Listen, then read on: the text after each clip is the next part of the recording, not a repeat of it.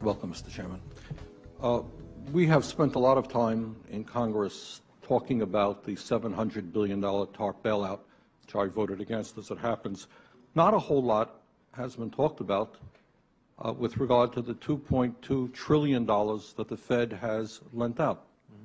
Now, I find it absolutely extraordinary that I wrote you a letter and I said, hey, who'd you lend the money to?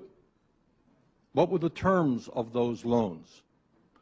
How can my constituents in Vermont get some of that money? Who makes the decisions? Do you guys sit around in a room? Do you make it? Are there conflicts of interest?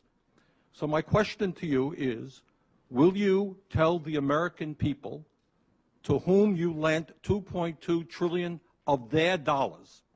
Will you tell us who got that money and what the terms are of those agreements? We explain each of our programs. In terms of the terms, we explain the terms exactly. We explain what the collateral requirements are. We explain what. To whom did you explain that? It's on our website. Yeah. Okay. So all that information is available in our commercial paper program. And who got the money? Hundreds and hundreds of banks. Any bank or that has access to the U.S. Federal Reserve's discount. You tell us who they are. No, because the reason that is counterproductive and will destroy the value of the program is that banks will not come to the discount. Isn't that too bad? Sorry? In other words, isn't that too bad? They took the money, but they don't want to be public about the fact that they received it. We heard a whole lot about AIG. They're on the front pages. These are very now, I got banks and I have businesses in the state of Vermont who are in a lot of trouble. Not banks. Our banks, by the way, are doing pretty well.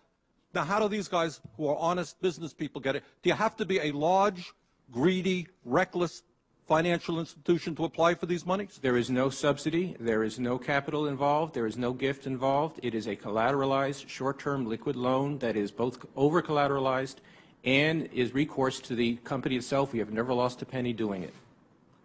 And how can other institutions get those loans as well?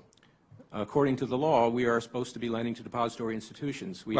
Let me just say this, Mr. Chairman. I have a hard time understanding how you have put $2.2 trillion at risk without making those names available, those institutions public.